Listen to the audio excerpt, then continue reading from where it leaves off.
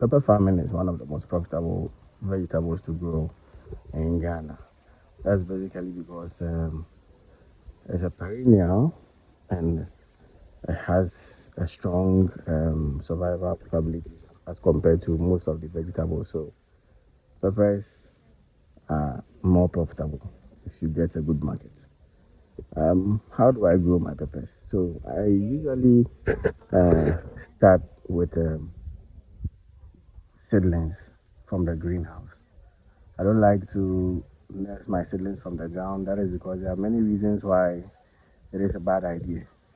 The soil itself, the whole point of nursing in the greenhouse is to avoid the soil. That is because there are a lot of soil-borne diseases that would affect the crop while it is still young and not strong enough to be able to withstand those diseases. So I just like to start from the greenhouse, which visits the head start on the field. Um, Usually it takes between 4 to 6 weeks in the greenhouse, depending on the conditions it gets. But at most 6 weeks, it would be okay. In the fourth week, we move it from the greenhouse to the open, sun, so that we can be able to harden it. We call the process hardening. We can be able to harden the crop to be able to withstand all the harsh conditions on the field. Between the hardening process, we mostly deprive the crop of very adequate water. That is also because when it gets on the field, there are days in which your watering system will not be enough for the crop, and the crop should be able to survive that. So we intentionally give it that stress on the while it's still in the seed tray and is on the open field. Nutrition is reduced. That's also because on the field you will not get the high nutrients like you are offering it in the greenhouse. So we restrict a lot of things when we are doing the hardening process. And finally, the second week we move it to the field. And during that time, we had already done our plowing, our harrowing, our ridging. We are very particular to ridging because of our rain pattern. If you are doing irrigation and your soil is not well drained soil, you would have a lot of water stagnating on the plants, and then it would destroy the plant or it cause the plant to not grow well. And if you have rain, too much rain, you are going to have water disturbing your crop.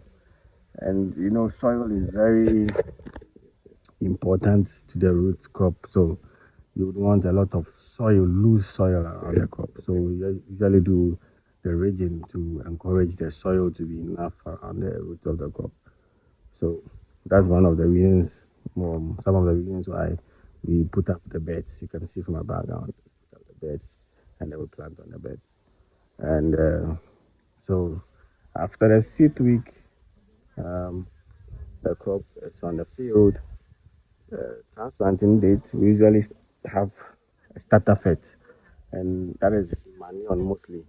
We put manure in the holes. I mean, when I talk about manure, I mean um, goat excrement or chicken, mostly goats and chicken because of the high nutrient. Or you can also use cow dung or anything that has very high nitrogen potency.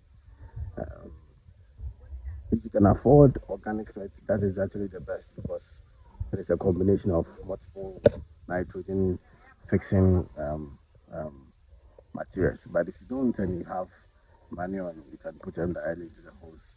And be sure that the manure is a cured manure. It shouldn't be fresh manure or else you burn the root of the crop. So cured manure, and it should go very deep. Soil comes on top a bit before you put your crops in the soil. Now, mind you, greenhouse crops, the roots doesn't come off. You don't get the roots coming off. So it comes with the whole medium.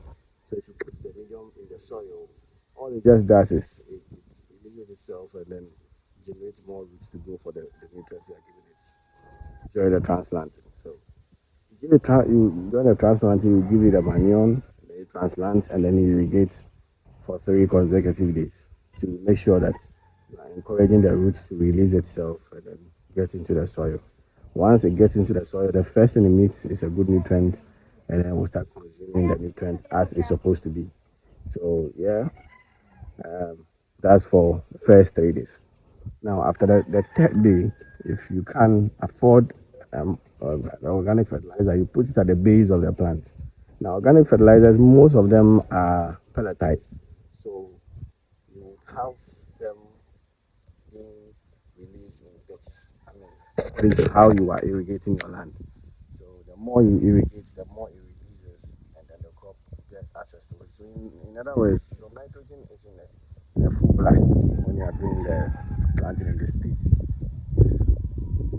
Now after that, you would realize that the plants would move from the least being pale green to a deeper green, and this is where the problem comes.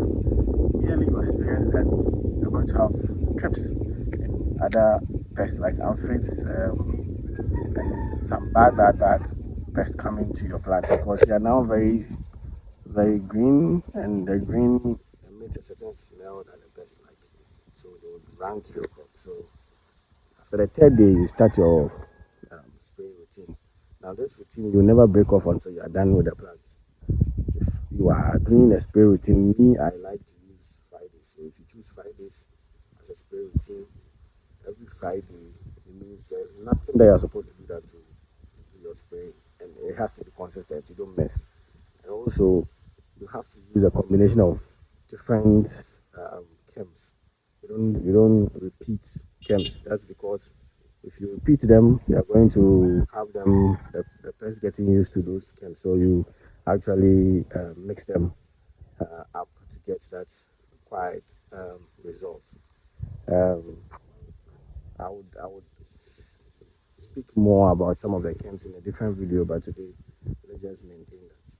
Finally, you would do your whole irrigation. Irrigation continues, and then about a month after transplanting, you start seeing foliar, the flowers coming on the crop. That's when you have to change your nutrition to more phosphorus and potassium. I'll talk about this in the next video, in the part 2 of this video. All right.